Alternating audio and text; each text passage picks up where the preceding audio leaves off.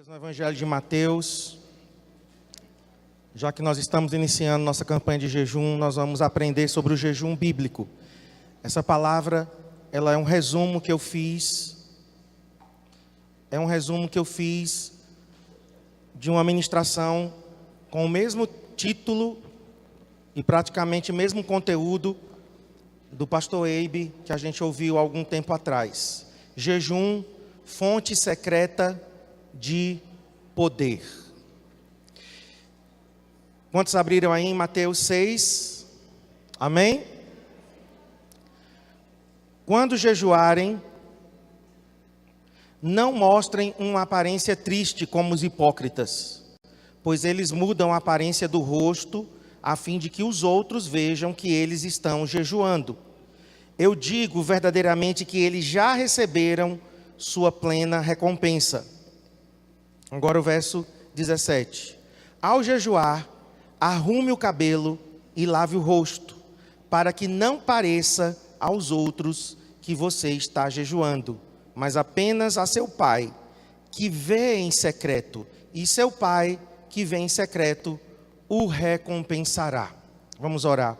Senhor, em nome de Jesus, queremos, Senhor, nessa campanha de jejum de 21 dias, não apenas jejuar, por ser uma data que está no calendário da igreja, mas nós queremos jejuar com atitudes corretas, como a sua palavra está nos ensinando, Senhor. Eu peço que essa disciplina particular que fazemos no secreto possa trazer sobre nós recompensas, em nome de Jesus. Amém. Amém, irmãos? Então, o jejum bíblico é você se abster de alimentos com um propósito espiritual. Então, sempre o jejum é ligado à abstinência de alimentos. Às vezes a gente usa a palavra jejum de uma forma indevida. Por exemplo, eu vou fazer um jejum de televisão. Então, a gente usa dessa forma, mas ninguém come literalmente televisão. Então, não seria jejum de televisão, né? Você vai deixar de assistir televisão por um período. Alguns dizem assim, eu vou fazer um jejum de palavras. Eu vou passar um tempo sem falar. Na verdade, né, você vai se abster de falar por um tempo, mas sempre que se diz jejum, está ligado à abstinência de alimento. E há um propósito espiritual. A pastora Cristiane disse uma coisa aqui interessante. Jejum sem oração é dieta. É um regime que você está fazendo. Jejum sem oração é apenas passar fome. O jejum bíblico tem que ser acompanhado de oração. As duas coisas, elas têm que andar juntas. Então, há um propósito espiritual. Jejum, irmãos, não é barganhar com Deus, para Deus ter pena da gente, porque nós estamos passando fome. Falei isso aqui domingo. Muitas pessoas, querem jejuar como uma forma de sensibilizar o coração de Deus, para que Deus tenha pena porque você está sentindo fome, e então Ele responda. Então esse propósito não é um propósito correto, não é um propósito bíblico. O jejum é você se abster do alimento físico, para que o seu espírito esteja mais sensível a Deus.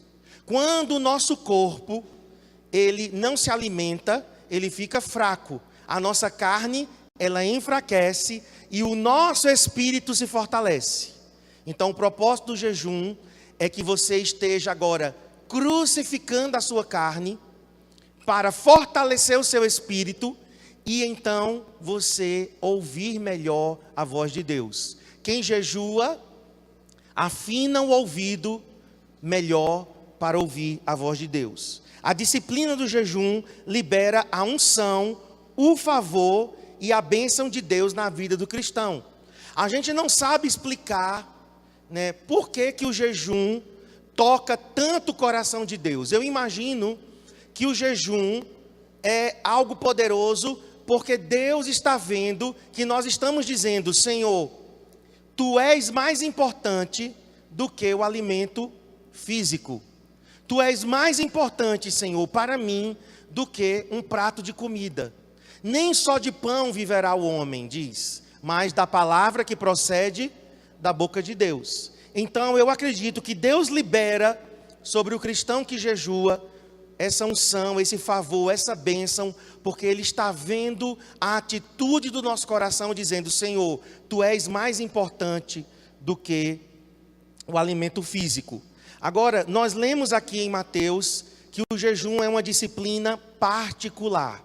Vamos ver aqui novamente no verso 18. Para que não pareça aos outros que você está jejuando, mas apenas a seu Pai que vê em secreto. Diga secreto. Então o jejum é uma disciplina particular. Ah, pastor, mas nós estamos num jejum coletivo.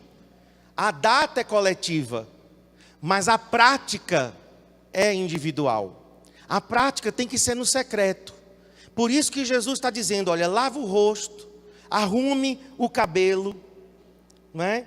Não se mostre triste, verso 16, não fique com aparência triste, porque ele diz: olha, os hipócritas, as pessoas que vivem de aparência, mudam a aparência do rosto para que os outros vejam que elas estão jejuando.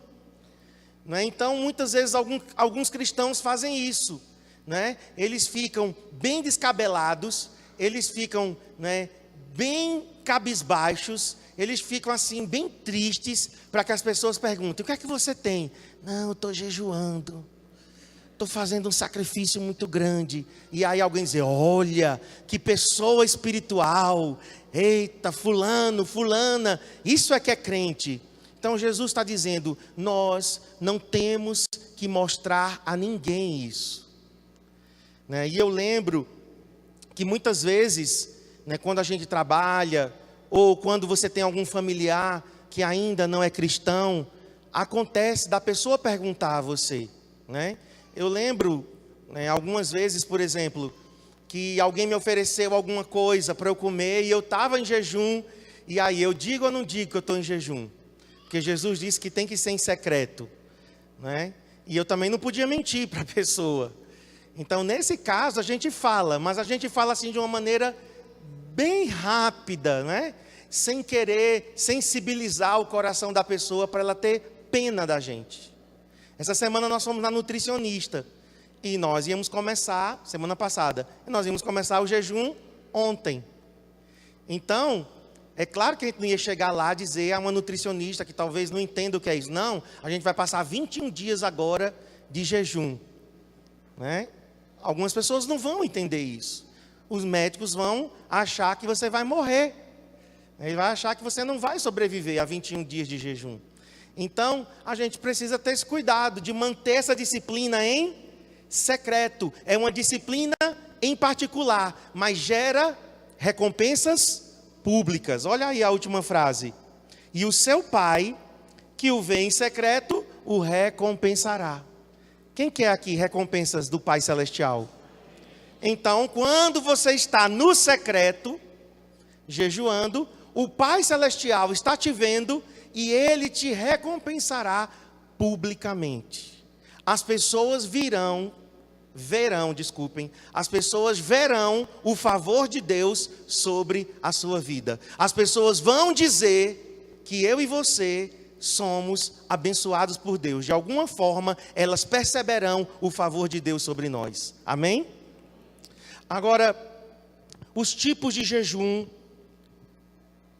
Não, antes de falar dos tipos de jejum, vamos ler outro texto aqui que eu coloquei. Isso aqui não foi da mensagem que eu ouvi, mas eu achei interessante. Mateus 9,15. Abra lá comigo. Mateus 9,15. Jesus respondeu: como podem os convidados do noivo ficar de luto enquanto o noivo está com eles? Virão dias, quando o noivo lhes será tirado, então jejuarão. Eu li esse texto agora lá para os supervisores e quero compartilhar com vocês aqui em Mateus 9,15. Os discípulos de João Batista foram questionar Jesus. Verso 14 aí você pode acompanhar. E os discípulos de João Batista disseram: Jesus, nós, os discípulos de João, jejuamos. Os discípulos dos fariseus jejuam às vezes. por que os teus discípulos não jejuam? E Jesus então responde com essa frase aqui: como podem os convidados do noivo ficar de luto enquanto o noivo está com eles? Jesus estava dizendo: olha, eles não têm motivos para jejuar agora, porque eu estou com eles, a minha presença física está com eles, eles estão comigo. Porém, Jesus diz, virão dias quando o noivo vai ser tirado do meio deles. E nós estamos, irmãos, vivendo esses dias ainda. Os dias que Jesus disse, dias virão, são esses agora. Desde o momento que o Senhor foi para o céu, iniciou-se uma era que nós chamamos de era da igreja. A era da igreja foi inaugurada com a subida de Jesus para o céu e 50 dias depois com a descida do Espírito Santo. Essa era é a era da ausência de Jesus. O noivo não está conosco fisicamente, mas o Espírito Santo está conosco. Sim, o Espírito Santo está conosco, mas Jesus, o noivo, não está.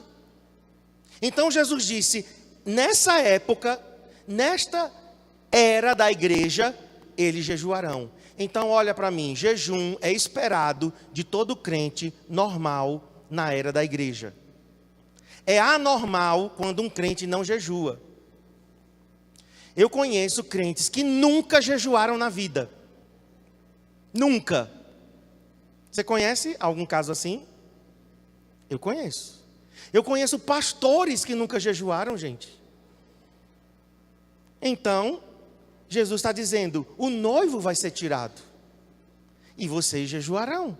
Jejum é uma disciplina da era da igreja. Agora, quando Jesus voltar, quando ele vier, vai ser necessário nós jejuarmos? Não. Por quê? Porque a presença dele vai estar conosco. Quando ele voltar pela segunda vez, o jejum não vai ser mais necessário, porque nós estaremos para sempre com o Senhor. Então, coloca aí, o jejum é uma prática para este tempo em que o noivo não está presente conosco. Por que este tempo? Porque este é um tempo, irmãos, de nós ansiarmos a volta do noivo. Você já deve ter experimentado esse sentimento que Jesus está querendo nos mostrar aqui. Você ama uma pessoa, você tem um apego muito grande com essa pessoa, e essa pessoa, ela viaja. Ela vai fazer uma viagem longa e um grande tempo de ausência. Vai ficar longe de você por muito tempo. Você vai sentir o que dessa pessoa? Saudade, que é uma palavra que vocês sabem que só existe na nossa língua. Tá? Só existe em português. Saudade. Agora, o que é saudade? Vamos pensar o que é saudade.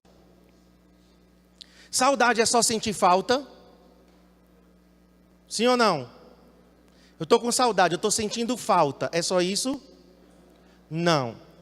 Saudade, irmãos, é uma palavra que une duas coisas. Você sente falta, mas você tem boas recordações daquela pessoa.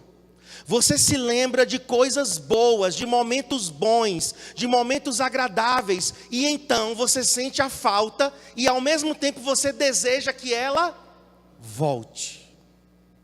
Não é assim saudade? Eu sinto saudades da minha mãe. Tem 12, 13 anos agora, dia 20 de maio, 13 anos, que a minha mãe partiu. Essa semana eu sonhei com a minha mãe. Semana passada eu sonhei com a minha mãe. E parecia tão real o sonho, que quando eu me acordei, era como se ela estivesse viva. E aí, quando eu acordei, eu lembrei, não, ela morreu. E então me veio saudade. É o que Jesus está dizendo. Por que nós vamos jejuar? Por que na época da igreja nós vamos jejuar? Porque nós vamos ansiar, desejar a vinda do Senhor. Senhor, nós estamos sentindo a sua falta, mas não apenas a sua falta, nós queremos a sua presença. Senhor, apressa-te, Vem, Senhor. Então a gente jejua por causa desta saudade de Jesus. Amém? Olha que como ficou bem mais fácil, né?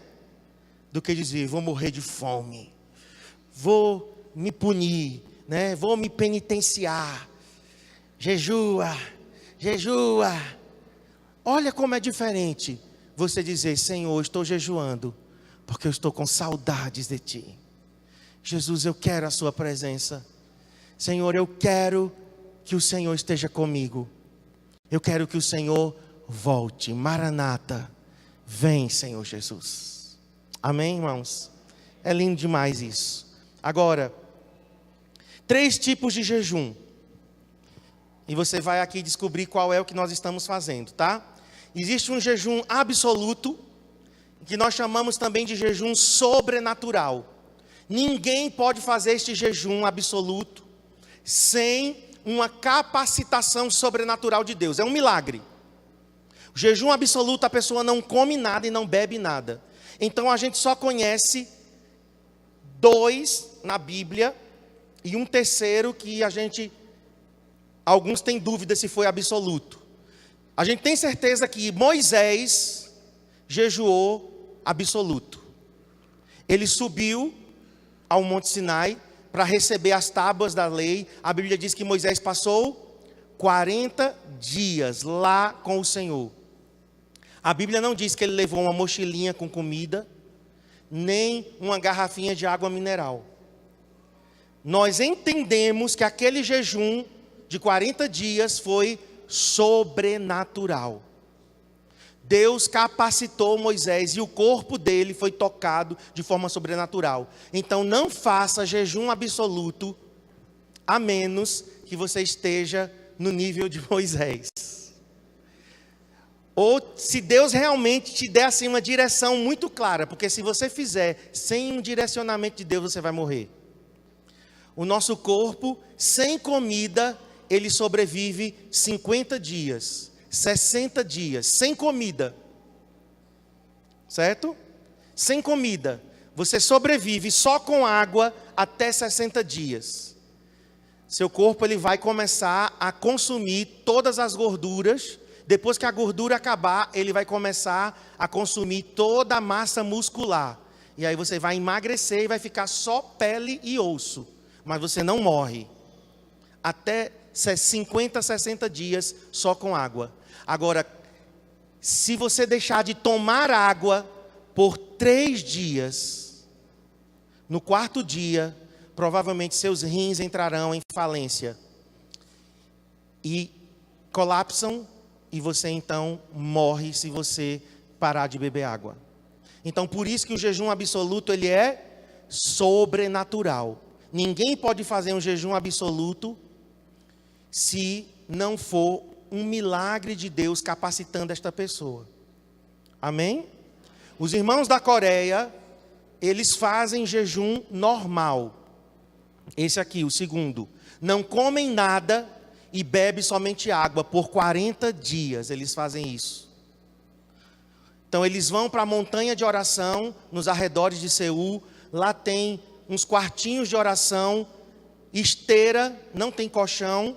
Oriental dorme no chão mesmo. Então eles dormem na esteira e tem garrafas de água e reservatórios para eles abastecerem as garrafinhas de água. 40 dias. Quando vai chegando perto dos 40 dias, os líderes lá chegam nas portas das celinhas de oração e dizem: está proibido jejuar mais de 40 dias, viu? Porque se deixar, eles vão 41, 45, 50 e assim vão. Por isso que a igreja da Coreia é o que é. A igreja da Coreia hoje é a maior força missionária do mundo. Ultrapassou todos os países do Ocidente.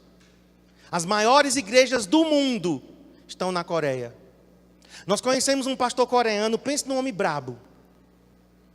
Brabo mesmo, assim, na pregação. Sabe o que foi que ele disse aos pastores brasileiros, que a gente estava lá? Com essas palavras, ele disse: vocês precisam ter vergonha, porque vocês não oram nem 5 horas por dia. Então a igreja da Coreia é uma igreja que jejua. Geralmente é esse jejum normal. Então nós também podemos fazer jejum normal. Olhe, você não vai morrer se você fizer jejum normal por 1 dia, por 2 dias, por 3 dias, por 10 dias, por 21 dias. Claro que você vai ter que ficar repousando. Você não vai ficar trabalhando e fazendo jejum só com água. Você vai ter que se retirar e ficar quietinho ali, lendo a Bíblia, orando, só tomando água. É possível. Quantos dias, Cristiano, tu fez aquele jejum em Brasília só com água? 1 dia? Quer dizer, agora eu me decepcionei. Ah, tá. Ela começou alguns dias só com água, aí depois ela tomou suco. Por quantos dias? 15 dias. Pronto. 15 dias. Tá, Vivinha da Silva aqui. 15 dias só tomando água e suco. E não morreu. Desde que você pare para jejuar. Ok? Você vai ter que se dedicar a jejum e oração. Mas é possível sim. Como eu estou aprendendo com a minha esposa, eu já jejuei 3 dias só com água. Então ela ganhou de mim, né? Na Bolívia eu fiz um jejum de 3 dias. Nessa época eu estava pesando 52 quilos. Porque a gente tinha uma dieta bem restrita. A gente comia bem pouquinho mesmo. Porque não tinha comida, tá? Não é porque era espiritual, não. É porque não tinha comida mesmo. A verdade é essa. Não tinha comida, a gente comia bem racionado. E então eu emagreci 52 quilos. Emagreci pesando até 52 quilos. Então, eu fiz um jejum de 3 dias. O que é que acontece? O primeiro dia é terrível. Primeiro dia, você sobe pelas paredes. Você realmente é uma luta. O segundo dia, você cai numa fraqueza descomunal. Eu não tinha força nem para levantar o braço assim, ó. No terceiro dia, você amanhece bem. Então, geralmente um jejum só com água, o primeiro dia ele é terrível. Muita fome, muita luta das tripas, não é? Parece que tem um dragão dentro de você, lhe comendo por dentro. E você só pensa em comida o tempo todo. O segundo dia é fraqueza, muita fraqueza. Mas no terceiro dia, o teu organismo ele vai se adaptando, as toxinas vão saindo, não é? E o nível de glicose se estabiliza. E você começa então o terceiro dia bem. E aí daí em diante vai ser mais fácil, tá? Só tenha cuidado quando você for entregar um jejum absoluto, só com água. O que é que você vai comer depois de um jejum desse? Porque, irmãos, eu já fiz uma quebra de jejum que quase que eu embarco, viu? Não era jejum absoluto, era um jejum de Daniel, mas nós não estávamos comendo nada de leite, de queijo, de ovos, nada animal, nenhum refrigerante, nada, só fruta, coisas da terra.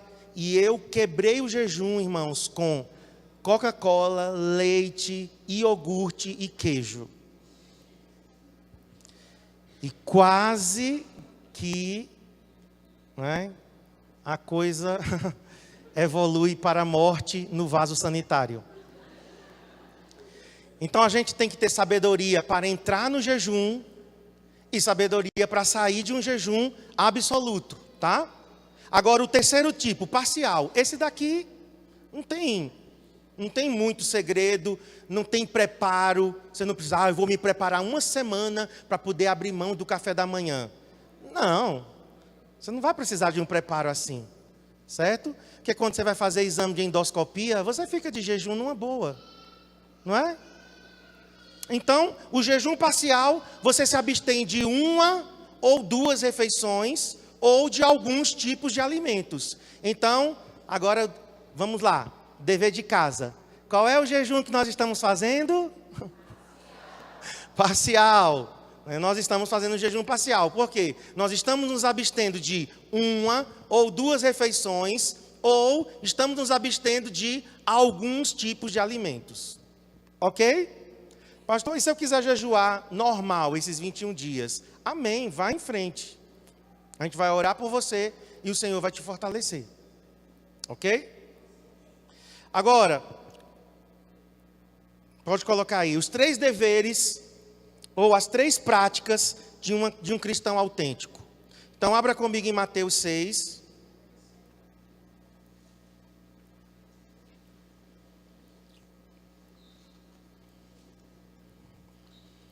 Mateus 6, 2. É o Sermão do Monte, né?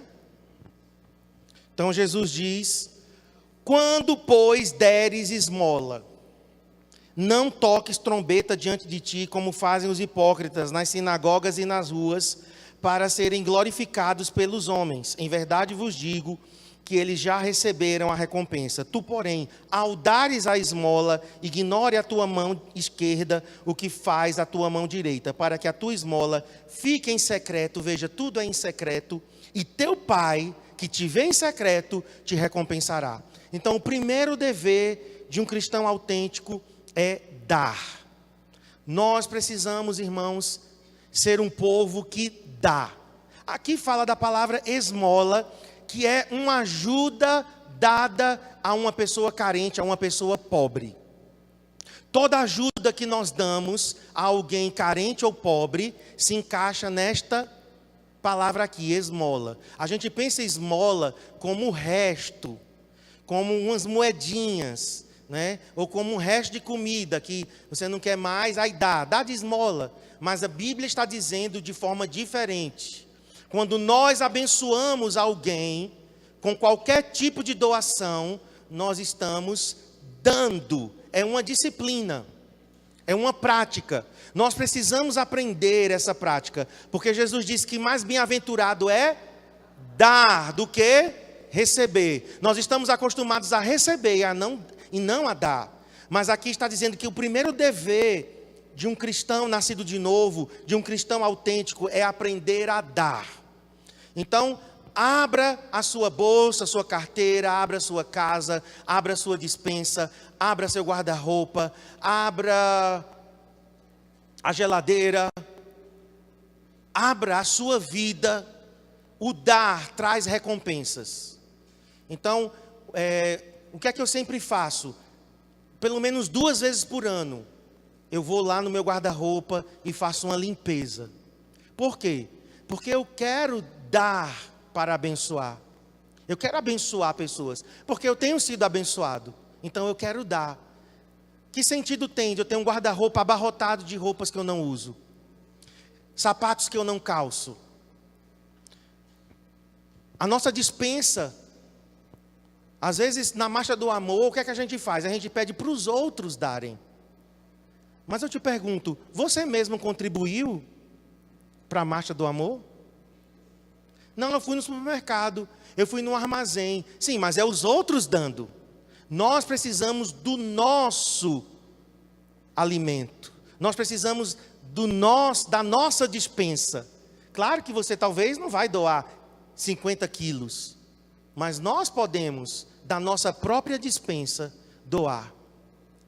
Se cada crente da célula der, por exemplo, 10 quilos de alimento por mês, no final dos 3 meses, 10 quilos não, ainda exagerei. Se cada crente der 4 quilos de alimento por mês, 1 quilo por semana, e a célula tiver 12 pessoas, a célula vai conseguir os 60 quilos tranquilos, só entre os membros da célula. Então aqui, o dar é uma prática que o cristão deve ter. Segunda prática, versículo 5. E quando orares, a oração.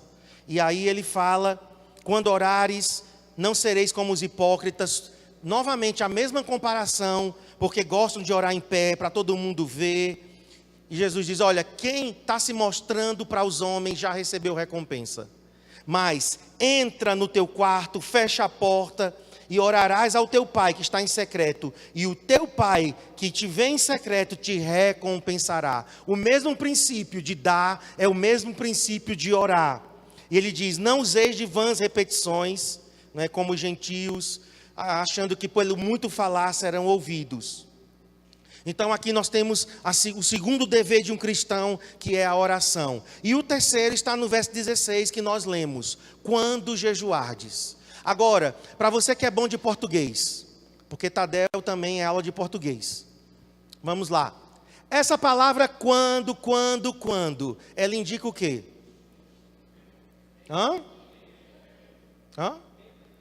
Advérbio de tempo. Ou seja, Jesus está dizendo que você vai fazer isso.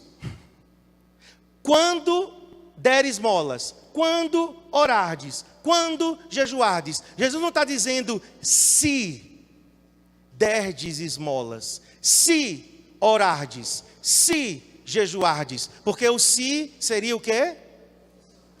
Condição, uma conjunção condicional. Se você der esmola, Jesus não usa o se, Jesus usa o quando. Ele está dizendo: você vai, como um bom cristão, você vai me obedecer, você vai querer fazer o que eu estou lhe pedindo. Então, quando você der, quando você orar, quando você jejuar. Jesus está pressupondo o que aqui, irmãos? Prática. Amém?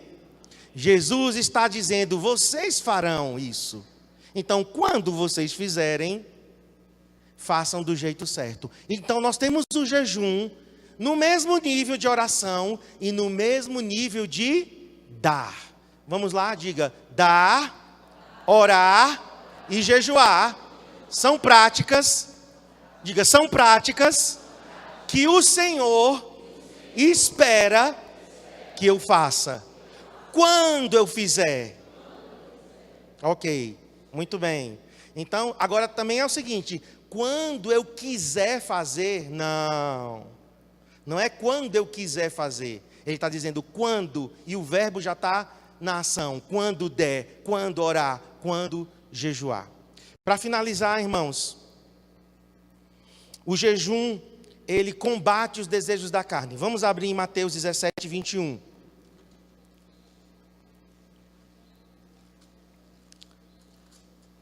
Eu preguei sobre a transfiguração aí uns domingos atrás, não lembro quando foi, acho que foi em fevereiro. Subiram um monte e desceram um monte. Lembram do subir o monte e descer o monte? Quem lembra dessa palavra? Ok. Foi no domingo do carnaval, né? O pastor Márcio tinha pregado de manhã, eu preguei de tarde essa palavra.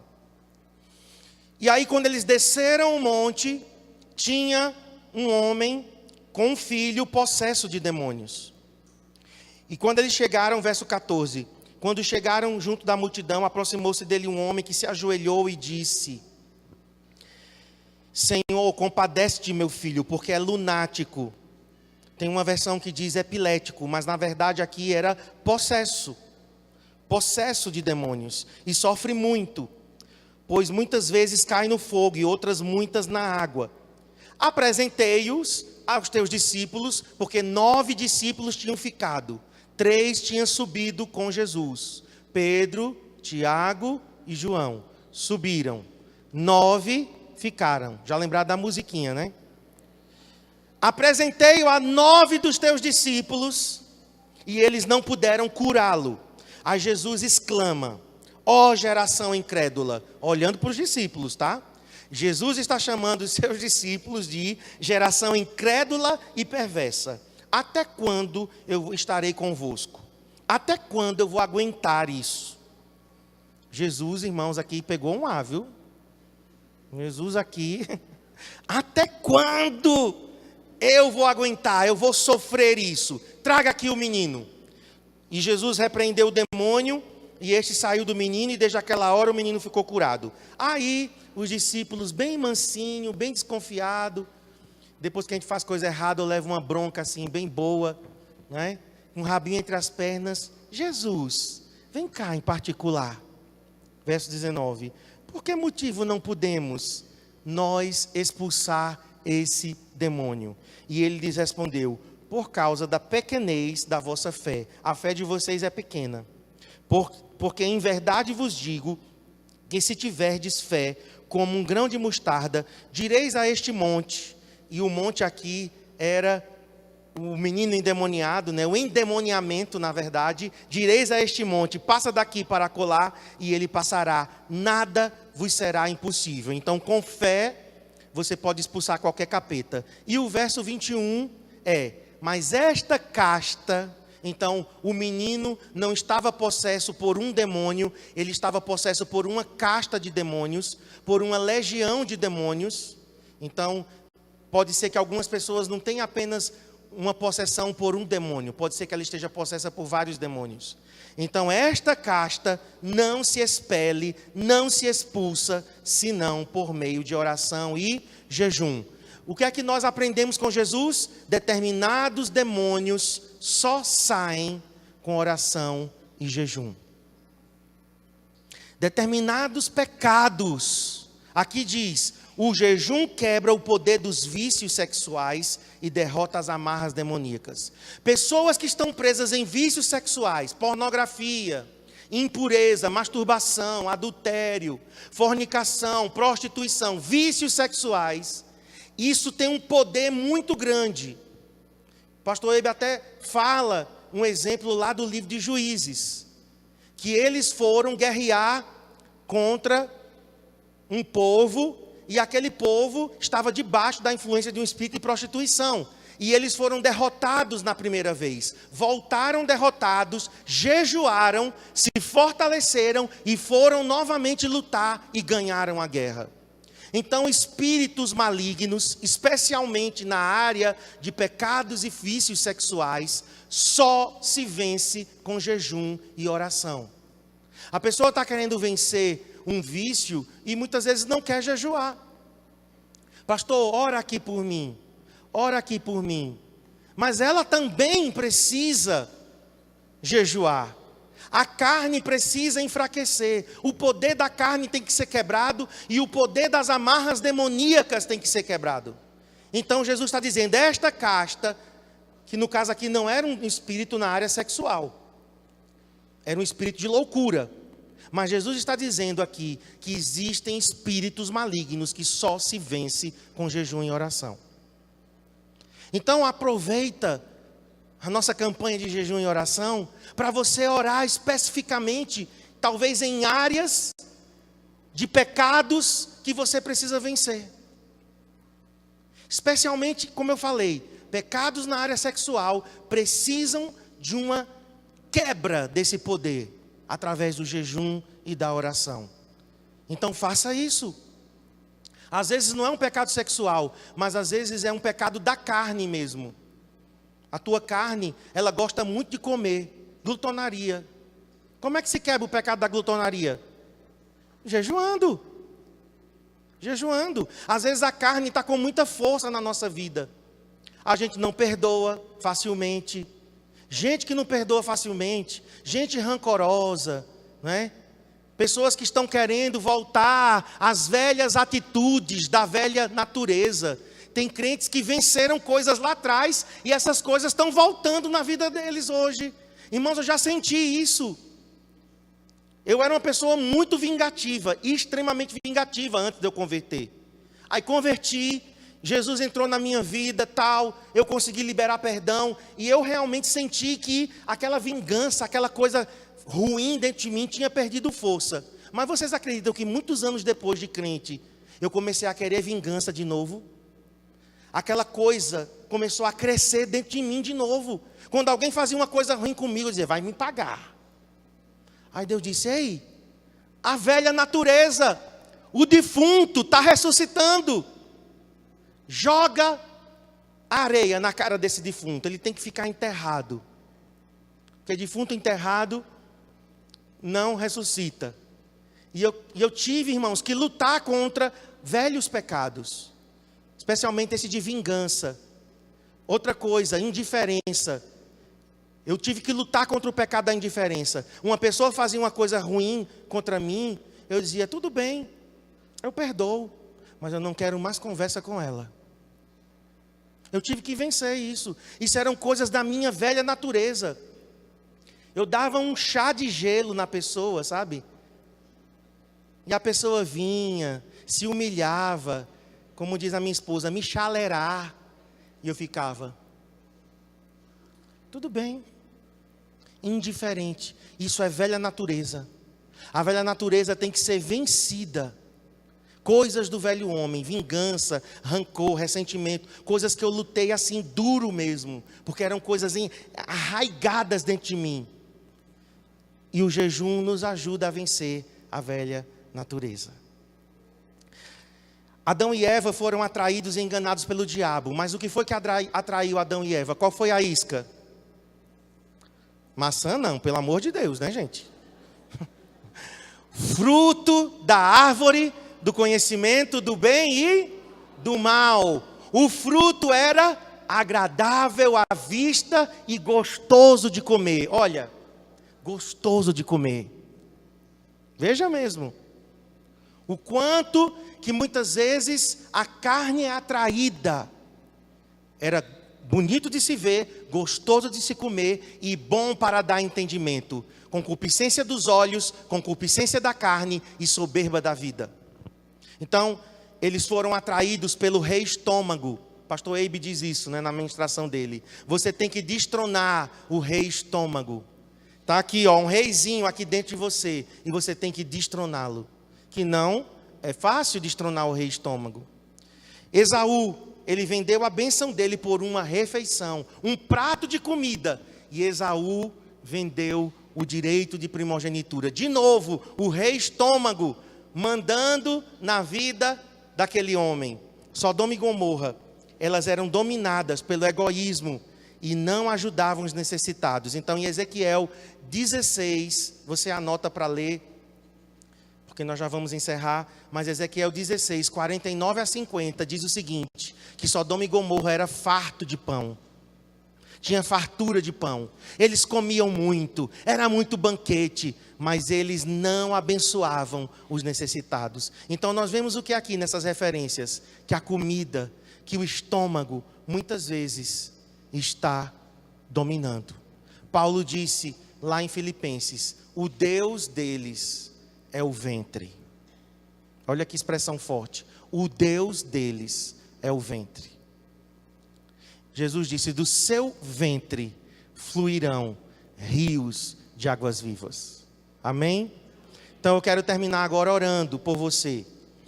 Você que está jejuando conosco, ou que não estava, mas que em nome de Jesus, a partir de amanhã, você vai destronar o rei estômago da sua vida.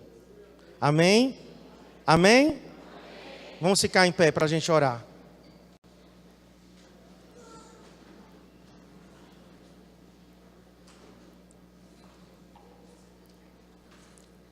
Se você quer entrar conosco nessa campanha de jejum, se já entrou ontem, amém, hoje, mas se não, se você quer começar a partir de amanhã, se abstendo de alguma refeição, se abstendo de algum tipo de alimento que te custe. Uma pessoa chegou para mim e disse, pastor, eu posso jejuar doce? Eu disse, pode sim, ótimo. Aí me deu um estalo, eu disse, mas você gosta de doce? Eu disse, não. Ô criatura, como é que tu vai jejuar uma coisa que tu não gosta? Se tu não gosta, tu não come. Já não come. Não, eu gosto de salgado, pastor. Eu disse, pronto, então você vai ter que jejuar salgado. Não é doce. Então, é algo que vai doer na nossa carne. Algo que vai custar na nossa carne. Ok? Quantos estão dispostos, então, a entrar nesse jejum? Se não entrou, entrar a partir de agora. Levanta a mão, quero orar por você. Se você não começou ontem ou hoje, mas vai começar amanhã, em nome de Jesus. Pai, levantamos as nossas mãos, Senhor, dizendo sim a essa convocatória, dizendo sim a essa campanha que nós começamos ontem, Senhor, e que eu sei que serão dias poderosos, porque nós estaremos mortificando a nossa carne, estamos crucificando a nossa carne, os desejos que muitas vezes nos dominam, Senhor, e nós estamos dizendo que o Senhor é mais importante do que a comida. Em nome de Jesus eu oro pelas mãos que se levantam, que o Senhor fortaleça cada um de nós, em nome de Jesus.